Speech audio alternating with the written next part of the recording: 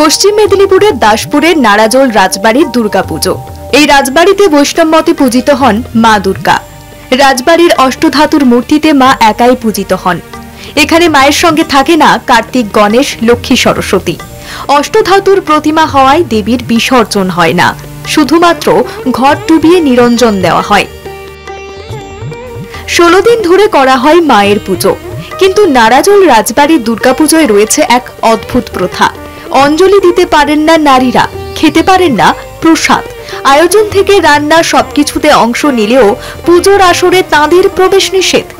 তবে বিজয়ার দিনে সিঁদুর খেলায় সামিল হন তারা। প্রস্তুতি 15 দিন আগে আমাদের ঠাকুরের মাথায় ফুল চাপানো হবে, ওই নিয়ে একটা প্রস্তুতি চলছে। মন্দির পরিষ্কার করানো, তারপর ঠাকুরের মাথায় যেহেতু ফুল চাপবে, মজাটাই আমাদের, মানে পুজোটা শুরু, মজাই আলাদা আমাদের। মেয়েরা পুষ্পাঞ্জলি দিতে পারে না, সমস্ত কাজ করে, সবকিছুই করে, কিন্তু এটাই একটা মানে ভেতরে আমাদের ক্ষোভ যে সবকিছু করেও আমরা পুষ্পাঞ্জলিটাই দিতে পারি না। এই রাজবাড়ির দুর্গাপুজো ছেড়ে অন্য কোথাও না, অন্য কোথাও মন্দিরেও আমরা পুষ্পাঞ্জলিটা দিতে পারি না। সেটাই মানে রানীমা রাজা সেইভাবেই নিয়মটা তৈরি করেছে, সেই নিয়মে আমরা চলছি। মেদিনীপুরের স্বাধীনতা সংগ্রামের ইতিহাস জড়িয়ে রয়েছে নারাজোল রাজবাড়িতে।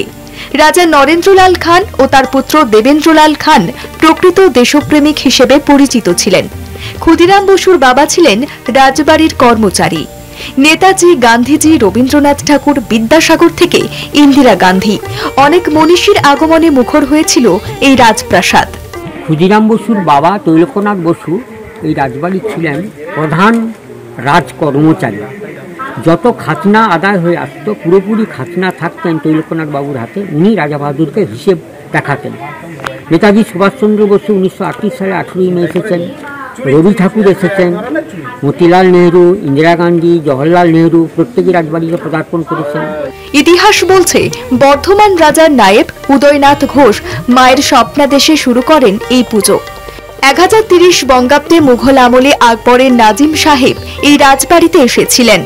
তাকে খাওয়া দাওয়া ও উপঢৌকন দেওয়ার জন্য দিয়েছিলেন খান পদবী। সময়ের সাথে ঘোষ পরিবার হয়ে ওঠে খান বংশ। প্রথম যখন এসেছিলেন ওখানে ওনার নাম ছিল উদয়নারায়ণ ঘোষ। তারপরে ওনারা এখানে 4 পুরুষ এখানে বসতি স্থাপন করেছেন, মা দুর্গা পুজো করতেন সেই সময়। তারপরে ওনারা রায় উপাধি নিলেন 3 পুরুষ। 1030 বঙ্গাব্দে আকবরের নাজিম সাহেব আসার পরে উনি ওনাকে খাওয়া দাওয়া এবং উপঢৌকন যে দেওয়া হয়েছিল তার জন্য উনি আমাদের খান উপাধিটা দিয়ে গেছিলেন। বর্তমানে ভগ্নপ্রায় আগাছায় ঢাকা পড়েছে রাজবাড়ির সৌন্দর্য ও কারুকার্যের নিদর্শন। কিন্তু প্রথা মেনে আজও অষ্টধাতুর দুর্গা মূর্তি পূজিত হন। তবে কেন নারীরা ব্রাত্য থাকেন এই পুজোয়, সে কারণ আজও অজানা। পশ্চিম মেদিনীপুরের দাসপুর থেকে মধুসূদন ভট্টাচার্যের রিপোর্ট, কলকাতা টিভি।